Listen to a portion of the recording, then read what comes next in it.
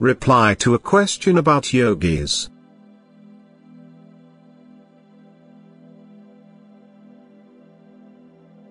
Your appeal to me will never be in vain when you come to me in spiritual distress. And you are in spiritual distress when you are moved by questions which you cannot answer yourselves, and when answers are demanded of you who work as my messengers on earth. There is no question I could not answer, since no other being exists but me who knows everything and can therefore also instruct you appropriately. However, it also necessitates a certain degree of maturity to understand what I want to explain to you, because you need a small amount of spiritual knowledge already. You need to know the reason and purpose of your existence as human beings on this earth. Thus you must have received the first piece of information already, then you will also understand what follows. You know that beings of light, non-fallen beings, also live on earth at all times. They have the constant mission to inform their fellow human beings of a God and Creator and let them know of His will. Because the same happens everywhere on earth, people indeed have a spiritual concept, but they rarely live in truth and will always obey human laws because they have a certain amount of fear of the power which is figuratively presented to them. They are hardly ever taught the pure truth because error is predominant in all places on earth. And therefore spiritual mentors will arise among humanity everywhere. People who were given the task by me of conveying the belief in a God to their fellow human beings and of informing them of my will, so that every human being will be able to lead a way of life which will help his soul to achieve full maturity. And the more primitive people are, the stronger are the beings of light which embody themselves amongst them. But these beings live life on earth as human beings. They, too, have to struggle for comprehension first. They have to live a life of love, since love is the only strength they need to become true leaders of their fellow human beings. This concerns the question, do people receive supernatural strength, which they unfold to perform remarkable actions, from me or from my adversary? Love assures their flow of strength from me, for as soon as they live with love they are also closely united with me and will then be able to accomplish whatever they want.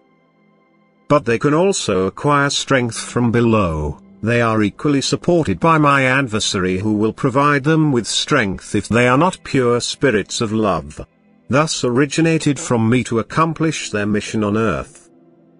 If, however, they have love, then they will also be enlightened. They will be aware of their fellow human beings' state of suffering, but they will also know of the relationship between the human being and the whole of creation with me, the God and Creator of eternity.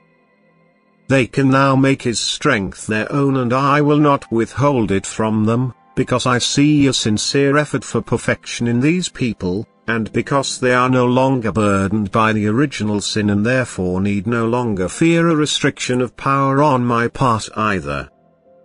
Consequently, they themselves, as already enlightened beings, do not need salvation through Jesus. But all their fellow human beings are in need of it, and they have to inform them as well of the one, in whom I manifested myself as a human being in order to atone the original sin of all beings. They don't lack this knowledge, but they themselves, being the representatives of other religions, spread a veil across one of the most important problems. They do not enlighten their fellow human beings because they do not want to acknowledge Jesus' special position. They regard Him as one of their own and not as the one, who was the external cover for the eternal deity Himself, and who is and will eternally remain a visible Lord and God to all beings.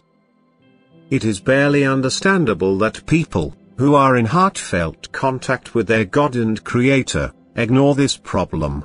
That they, on earth and later from the spiritual kingdom as well, teach innumerable people and always introduce themselves as beings of superior and exalted standing, and yet do not emphasize the one, who actually and absolutely is God, Jesus.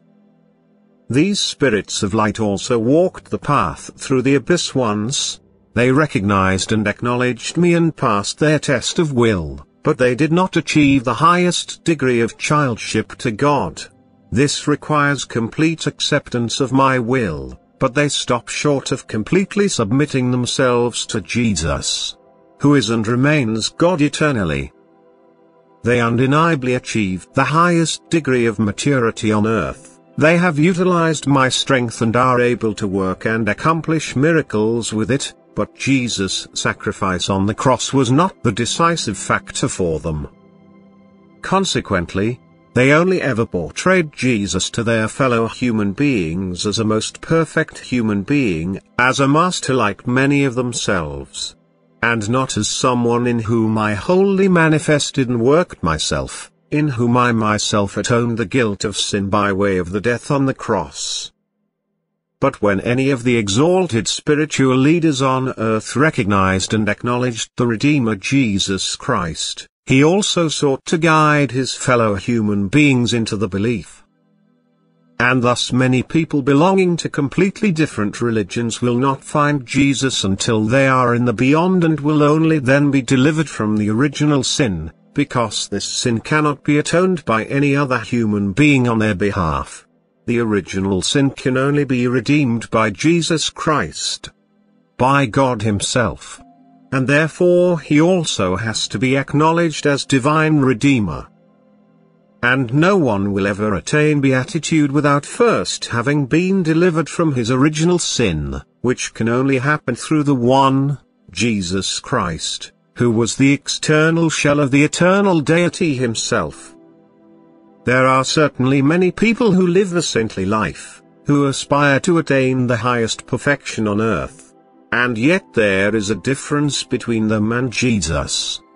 Because he had known of his mission since the beginning of eternity, he also knew of the agonizing death he would have to suffer.